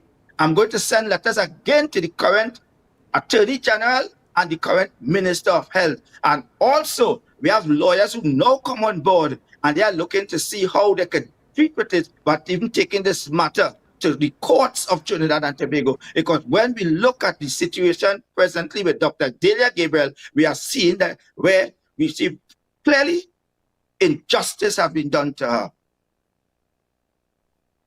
As it pertains to having that conversation with this new administration, have you reached out to them, and what are some of the responses that you have been getting? No, I haven't reached out to them as yet. I'm in the process of going to deliver a letter to the current Prime Minister, the CC the Attorney General, and also CC the Minister of Health. So I will be delivering that letter sometime next week. Excellent. And what would you really like to see come out of this situation? I would like to see come out of this situation just as how other doctors, and not only these three doctors, that other doctors make certain remarks, and there was transfer to other hospitals in Trinidad to work. I remember the doctor who talked about the incident of they being raped in Port of Spain General Hospital, and where they're doing the investigation is a lie. And what ways that doctor belongs to? And where is that doctor today? The transfer, right? But you see, in this country, I do not know if there is a blockage to keep down certain ways from moving forward. And I seen this clearly with Dr. Gabriel. They say all sorts of things about Dr. Gabriel. They say that how she's not mentally fit to be a doctor. But how somebody who's not mentally fit to be a doctor booking paid taxi and have to pay $300 a day because she do not own the car? How somebody who mentally unfit, they're saying to be a doctor, but given CXC lessons and also SCA lessons free of charge? How somebody could be mentally fit but planting garden and going to Tunapuna market, sell shatine, sell pimento pepper, sell mangoes, interact with people? I wish, and a matter of fact, I asked Dr. Delia Gabriel if she will do an interview with you all, and she said yes, because here it is a well-educated person, somebody who wrote thesis, somebody who wrote papers, somebody who wrote a paper and it was accepted. If you all listened to it, accepted in the medical profession in England. And here it is in this country, Trinidad and Tobago, we are treating her like an outcast just because she uses certain words. So why it is you cannot bring it? We hire this girl, let her do research, let her do something, and see how we can help her. Because Right. this is somebody. Even in her case, is it possible that she is able to raise funds and possibly migrate and complete her doctoral studies in other parts of the world? I have tried all of that. There are people in Trinidad here, we like to talk. And some people just talk the talk and walk the talk. But a lot of people just talk. I went to lawyers too, and I don't want to call the lawyer's name, to assist me. I know the first thing they ask me, how much money I have. This is 5 years I own on this case. Up and down Trinidad and Tobago, keep protests, marches in Port of Spain, march from in the Woodford Square. The Attorney General, Faris Alwawi, deliver a letter concerning Dr. Delia Gabriel. Walk to the Minister of Health office, Terence Yalsing, deliver a letter to him. Walk to the former President, Paula May Weeks, deliver a letter to her. Walk to the former Prime Minister on 2 occasions, deliver letters, and no response concerning her. The Medical Board of Trinidad and Tobago. Today, when I talk about Dr. Avner, that's when we bring the evidence, and the whole country have seen the evidence where Dr. Saw say all sorts of racist comments about African people. And this doctor, Dr. Saw, get a slap on the wrist. And today, he's continuing with his license. Dr. Adel Jagannath, drug trafficking, $14,000 they fine him, the court, and he have his license intact. But where is this young African girl who used the word? She never get charged. She apologized to the public of Trinidad and Tobago publicly numerous occasions for using the word. She apologized to the Minister of Health. She apologized to the Prime Minister. She apologized to the people also of Trinidad and Tobago. At my protest where all the media house was there, she apologized again to the people of Trinidad and Tobago. She even appealed to the same doctor who used the racist comment that if he could offer a job. But where are the doctors, where are the lawyers to stand up in this country with me and say, hey, and I'm speaking about the African doctors, not the African lawyers. Where are you all today to stand up with me to say, hey, we must make sure and find some sort of remedy to see how we could assist this young girl. And if you all could see this young girl working PH taxi all over the night, over the night. Sometimes when I have to call her to come and protest with me, she said, Mr. Everson, you know how things with me is, how hard it is, right? And I said, okay. And so now I say, how much money you pay for the day for the car and assist in it? I went all out, begging, until I finally see that I'm reaching somewhere that where people are decided to come out and help, right? Even a doctor from England told me that they are coming to Trinidad to support me in this event. Right. And is it possible for her to complete her studies in the UK? Well, someone who did reach out to me also to ask me to assist to see how they could get a visa for her to come to the United States of America. That process is ongoing. Excellent. So, so there is hope as it pertains to Dr. Delia Gabriel. And if anyone wants to assist her, whether it be with assisting with the whole process of migration, whether it be migrating to the United Kingdom or to the United States, how can they get in contact with you? A matter of fact, someone even reached out to me and said they would try to see how they could get her in Guyana to finish her internship to get her license. But this is 4 months. This was not even people right here in Trinidad. She's a Trinidadian. You think other race would have allowed this to happen to their race, especially when it comes to the field of medicine? Understood. All right, well, we're going to take a quick break right here, and we'll be back right after this. See you soon. It's a brand new morning, rise up to a brand new dawning. As the passion start to rise, the energy fill the skies. I say thanks for favor to wake up and hear my neighbor. 60,000 people. I beat it road, all day we beat it road, all day I beat it road, all day we beat it road. Spirit it, I beat it road, spirit it, I beat it road, spirit it, I beat it road. What to do? Let us see how stick you could get, see how stick you could get. Let us see how stick you could, see how stick you could, see how stick you could get. Let us see how stick you could get, see how stick you could get. Let us see how stick you could, see how stick you could, see how stick you could get. Wet me down, wet me down, wet me down, wet me down, wet me down, wet me down. Right now I overeat it. Wet me down, wet me down, wet me down, wet me down, wet me down, wet me down. Right now I over.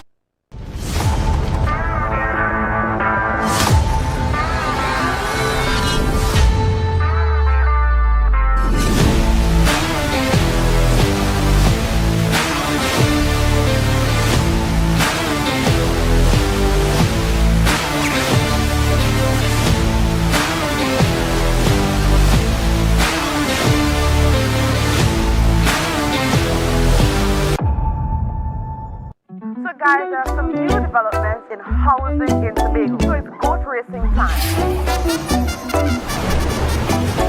This is 116, the show that keeps you in the know with all things Tobago House of Assembly. Each week, 116 delivers a fun and engaging overview of the latest developments, achievements, activities, and events of our dynamic assembly. So join me. Let's dive into the Tobago House of Assembly's Week in Review right here on 116.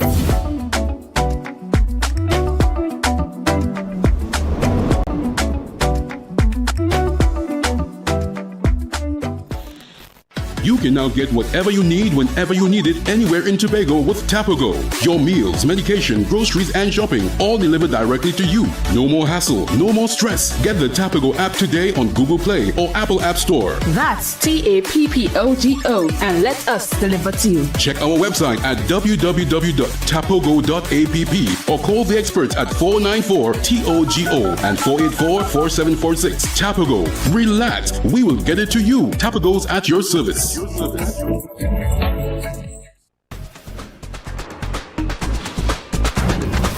With Flow Business's new smart solutions, powered by super fast, reliable broadband, you'll feel like there are more versions of you working for you. From website design, development, and digital marketing to promote your business, 24/7 business class support to cloud solutions, security, and more. Multiply your growth today.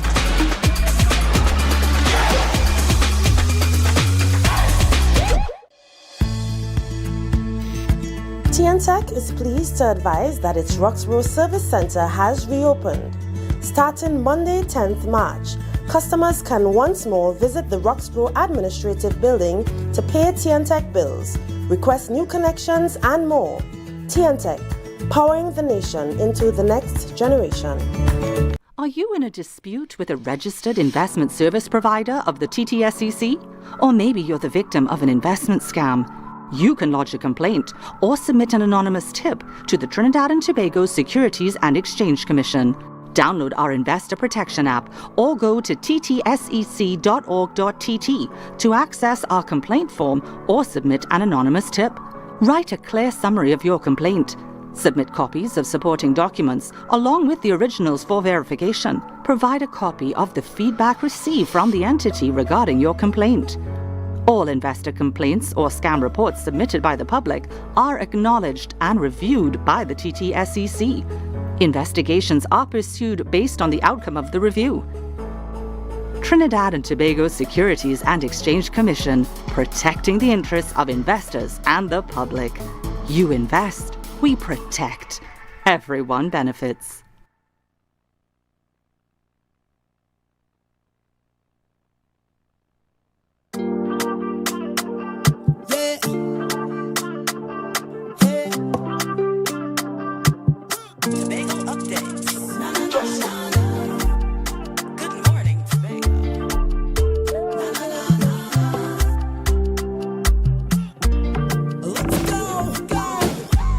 It's a brand new morning, rise up to a brand new dawning. As the passion start to rise, the energy fill the skies.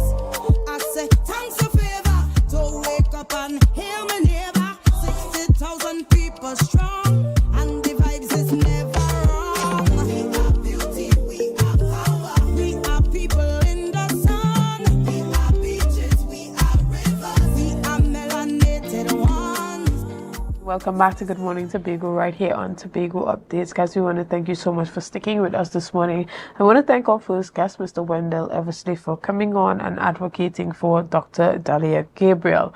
Now, this morning we continue our conversation and we're talking about representation and inclusivity.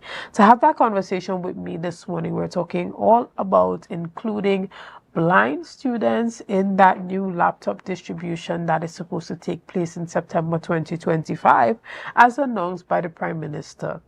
Now, this morning we are chatting online with Mr. Kenneth Swaret, who is the Executive Officer of the Trinidad and Tobago Blind Welfare Association. Good morning and welcome. Good morning. Are you hearing me loud and clear? Loud and clear. Now, you have been advocating for blind persons to also benefit from the laptop distributions that have been promised for 2025 by this new administration. Now, my first question, do you have any idea of the number of blind persons that are currently in the system and doing SEA and supposed to be entering into high school in 2025? Good morning, Trinidad and Tobago. Blindness is a low incident disability with high needs. So if people are looking for numbers, that is not the issue. So on an average, each year we may have something 3 students who register with us who do in SCA, and there will be quite a number of children outside of who not registered with us also will be doing SCA. Presently, at the under the age of 16 in the school system, we service close to 100 children, different age group. So we are focusing on assistive technology for children who are blind or low vision in the school system. Sometimes people think being blind is they can't see anything at all. There are children who are totally blind in the system, and there are children who are low vision. So the child that is low vision or totally blind, they will need text-to-speech screen software. What that does, it takes text off the screen and reads it in a synthesized speech for you. Yes, a lot of devices coming nowadays with this software on board, but it is not robust as the specific one that is designed for children or even adults who are blind when I use my technology. So the Blind Welfare Association is advocating for the specialized software because a lot of companies in the world will only reach the minimum to comply with the law. But there are specific software that you have to install on your computer to make it accessible. So someone who is blind needs text-to-speech software. Blindness is a spectrum. Not everybody who is blind cannot see at all. So there might be the low vision person who would need screen magnification. What that does is that someone who is blind or low vision now will adjust the font size to suit their specific need. Regular, say someone who is sighted using the computer might use font size 12. Persons who are low vision may use up to 16, 20, 24. So they will adjust their font size to accommodate their specific need. There's another group who just cannot read black and white background.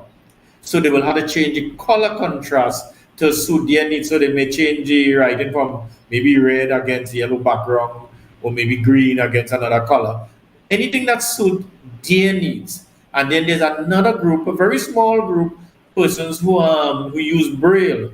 So I also use Braille in my workplace, but no longer paper Braille. Long ago, a Braille book was very large. Like for instance, the Oxford Dictionary long ago, it was 16 volumes. And no way a child who is blind could take that to school. Now the same dictionary is coming in either .doc version or .pdf or .brl or .brf version that could fit on your computer and you could access it through a refreshable Braille display. A refreshable Braille display is where you plug a peripheral to your laptop either via Bluetooth or direct input, and whatever on the computer screen comes up when you move around the cursor comes up under your fingertip as Braille, and it refreshes immediately. So you get real-time Braille. So that device is also very expensive. We are asking the government, yes, we support the laptop movement. We commend the Prime Minister for saying, for instance, every child is entitled to that, and she put it in the hands of the parent. If you feel you don't need the device or you don't need the laptop, you can simply say no. But there are quite a number of children who needs it, and quite a number of children who are blind or low vision who need this device. And we at the Blind World, we are saying, let us encourage education, because years ago, when East Indian women couldn't go to school, and Bharat Sagan Maharaj introduced schools in the community, and we see the result of that. Today, we have the Prime Minister of Trinidad and Tobago, who is from East Indian descent. Because of education, is the Prime Minister of Trinidad and Tobago, not for the first time, but for the second time.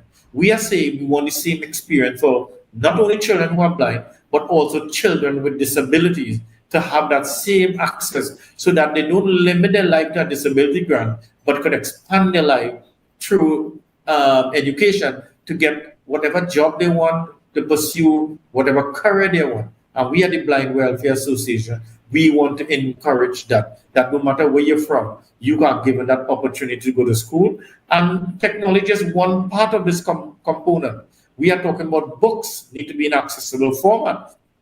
So the books must be, when you're digitizing the books, we are saying the books must be able to come work alongside the screen magnification, these text-to-speech software, and with refreshable Braille display. And the Blind Welfare Association is here to work with the government to achieve that. Right, and the type of work that you are doing is fundamental to the forward movement of any society when we think about inclusion of persons with disability. Now, have you been working with any international organizations who specialize in this to help with the progress of the work that you're doing and being able to supply these very expensive technologies to the average person in Trinidad and Tobago that, is battling with any form of blindness? Yes, the Blind Welfare Association is a member of the International Council for the Education of People with Vision Impairment. We are also a member of the World Blind Union, and we are also a member of IPSA, International Blind Sporting Association. So the Blind Welfare Association is in conversation with these organizations, and also we are also in conversation with suppliers of these well-needed devices. We start with the Hong Kong Society for the Blind, where they provide low vision aid. We purchase that from them. We are on several companies throughout North America that we will have conversation with. Also, the Torres Foundation for the Blind, who has a branch in Trinidad and Tobago, that company is also a supplier for us, and it is run by someone who's blind. So we are working with quite a number of organizations to get the best fit. We are also using local resources where we are talking about 3D printing, where we could bring learning to the fingertip of persons who are blind. I'll give you a little story. There was a child at the school for blind at one time was speaking all kind of thing about Diwali. And the teacher put a deer in this child's hand, and the child didn't know it was a deer. Because when the child was at home, she born blind from birth, they spoke a lot about Diwali and she could regurgitate that information. But the family didn't found it interesting or important to show that child what a deer is, or show them tactile. Remember when you could see, you could copy things you see a parent doing, you could go on YouTube. A child who is blind, they need to feel it, and we want to bring learning to the fingertip of every child who is blind in this country. Excellent. And give us a little bit of a background on some of the work that you have been doing at the community level as it pertains to raising awareness and allowing persons to know the type of technology that is out there now to make life a bit more bearable for persons that, deal with vision impairment. Sometimes when people use language, like you said, bearable, some people say suffering from disability. I'm telling people, well, let us see disability as an opportunity as a nation. Because I enjoy being blind, I am proud to be blind. I'm happy to be part of the blind culture, not only in Trinidad, throughout the world. So the work that the Blind Welfare has been doing, there's a publication, a research paper that was done by Christian Blind Movement and the World Blind Movement, World Blind Union, and that documented accessibility goal. What the Blind Welfare has been doing is we've been touring all the corporations. We did quite a number of the regional corporation in Trinidad, and we are hoping by next week in Tobago, and I'm hoping to meet with some, the influencers in Tobago to promote this accessibility goal. How do we make Trinidad and Tobago accessible for persons with disability and not only blind? And let us say, for instance, we are happy that the President of the Republic of Trinidad and Tobago, Miss Christine Kangalo, appointed someone who is blind to the Senate. What that does, it lifts expectation for persons blind. Because what we observe, sometimes the Blind Welfare Association will have a training program for a child who is blind. And a couple may have two children, one who is sighted and one who is blind. They will ensure that that child who is sighted reach to the class on time and also pick them up on time. And in between, then they will drop the child with who is blind. So the child who is blind will reach to our training program late, and they will have to leave early. Now that we are seeing persons who are blind in a high-profile position, we are hoping that will lift the expectation for that child who is blind, that child who is blind, that say, your child can also succeed. Your child can reach the highest office in this country. And we are saying, let us work together to change that expectation of children who are blind and also adults. Just some years ago, the United Nations did a situational analysis in Trinidad and Tobago to all stakeholders. And one of the big ticket items there was that attitudinal barrier, people's attitude to the person with disability. Sometimes the person with disability is not the problem, is people who don't have a disability and their attitude towards us. Excellent. And as it pertains to your conversations here in Tobago, will you be chatting with the Tobago House of Assembly, specifically the Division of Education, Research and Technology, as it pertains to inclusive education? We are going to promote just what we do in Trinidad and Tobago, because every Tuesday at the library in Tobago, we have technology training where once you are blind, come to the library. We will teach you how to use your smart devices. We will teach you how to use computers so that you could function independently in Tobago. And I'm saying, I have more students, I will send more instructors, because the goal is, I hope that one day somebody in Tobago will come to the fore and provide these classes. They will be paid and they will be gainfully employed by the Blind Welfare Association, because we want Tobagonian to provide service for Tobagonian. So we are hoping that in a couple of years, the fruits of this investment, that somebody in Tobago will take over these classes. So I don't have to send someone from Trinidad. I will have someone in Tobago providing the service Monday to Friday in assistive technology. In addition, we have our welfare officer who will come into your community, teach children, teach adults who are blind how to use their white cane independently, how to do personal grooming, adjustment of blindness independently. Prepare yourself in the morning, reach the school, back home, prepare yourself for work, get to work and back home safely. And once that's happening, then we'll have to incorporate the transportation network and all the technology that is needed to get that person on the job safely and back home. Understood. And have you been getting positive responses as it pertains to your call for laptops for the visually impaired students? Yes, I think the call is out there and people willing to help. And sometimes, people not around saying you don't know. If you want to know how you can help, ask the Blind Welfare Association. We have the expert here who will go in and not only provide the devices, but also work within the classroom, work with student aid, because we've been doing student aid training for all student aid, so they could come to Blind Welfare, get the training how to interact with that child in the classroom. And we always encourage students that do not do for a child who is blind that they should do for themselves. Do not create helplessness. We want that child to operate independently in the classroom as far as possible. Excellent. Well, we're going to take a quick break right here, and we'll be back right after this as we continue our conversation. See you soon.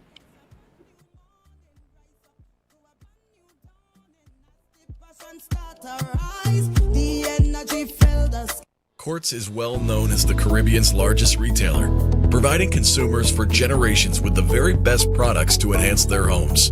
This year, we bring our expertise to businesses. Quartz Business Solutions will serve small, medium, and large companies with the very best products at the most competitive prices, backed by warranties and after-sales support. Hoteliers, office managers, restaurants, and so many more. Quartz Business Solutions, a brand of the Unicomer Group.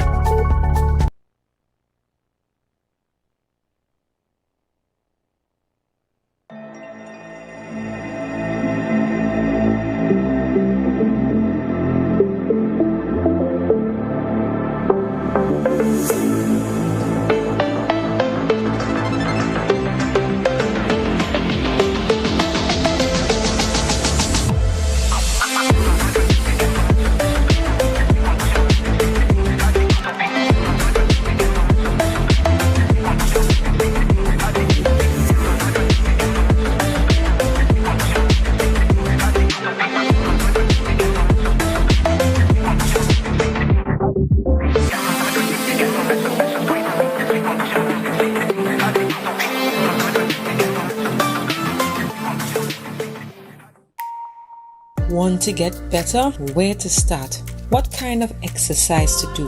What to eat? How to get restful sleep? Need a doctor to search for root cause? Look no further. Come to Majuba Hill Lifestyle Center Foundation at our Wellness Center in Goodwood, or Food Hub in Darrow Springs, Scarborough, or Doctor's Office in Goodwood and Darrow Spring. Contact 49 Swift 4979 438.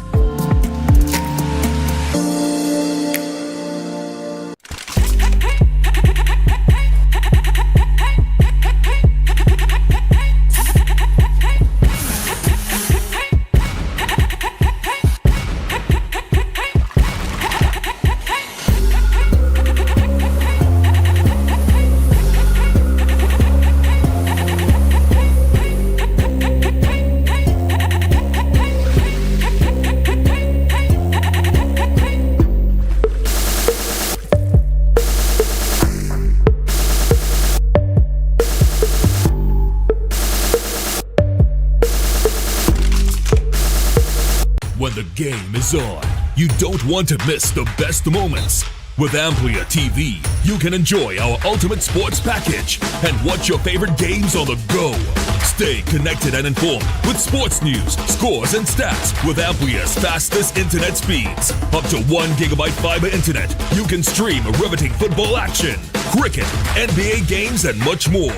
With AMPLIA, it's game on. Visit amplia.co.tt or call 800-4663. AMPLIA. Do more, live more.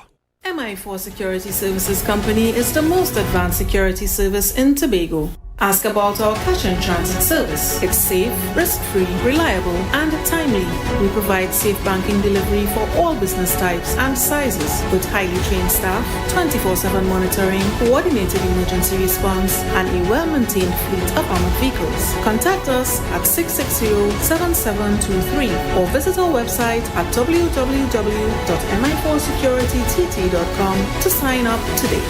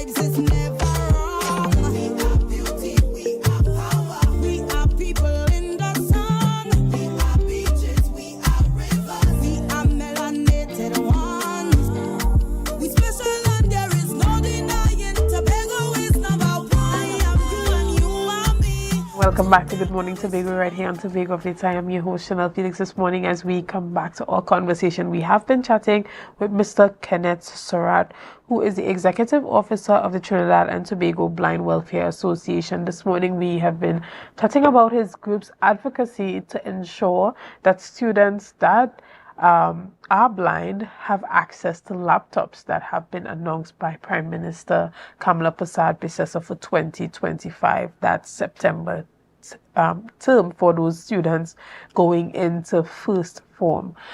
This morning, welcome back, Mr. Surratt. Thank you. Yeah. Right. We spoke a bit about access here in Tobago and some of the work that you have been doing at the Scarborough Library every Tuesday as it pertains to helping persons who are blind to use their devices and being able to access other services. Can you tell us how persons can reach out to you to be a part of this, to get assistance, or even volunteer with your organization? You could email us at ttbwa1914@gmail.com, ttbwa1914@gmail.com, or you can WhatsApp us at 395-3086. 395-3086. Somebody will reach out to you. So just send a message and one of my officers will reach out to you. And next week we are coming to spend out Tobago because with the Division for Health, we are going to be training staff how to interact with persons who are blind. So we know proper ethics, how to treat persons who are blind. So we will be in Tobago. We have a couple of places we will be touring with Division for Health so that people will be sensitized towards persons who are blind or visually impaired. Right. And even as it pertains to your organization and its growth and its development, what would be success for you as it pertains to all the work that you have been doing and continue to do? What do you consider success to be? Okay, I'll give you a first success. Do you know the TT dollar is now accessible for the blind? So someone who is blind could touch any our denomination and know our $5. I don't know if you ever feel it, some raised dots blind. That is one success. But that money is also on a specific app on my phone called Cash Reader. Once I hold any TT currency in front of it, it will tell me the denomination.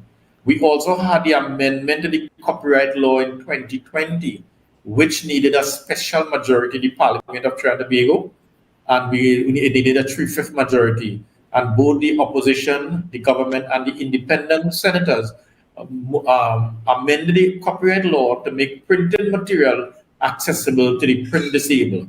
What that means that the NALIS and the Tobago Library could convert any printed document in an accessible format without permission from the author.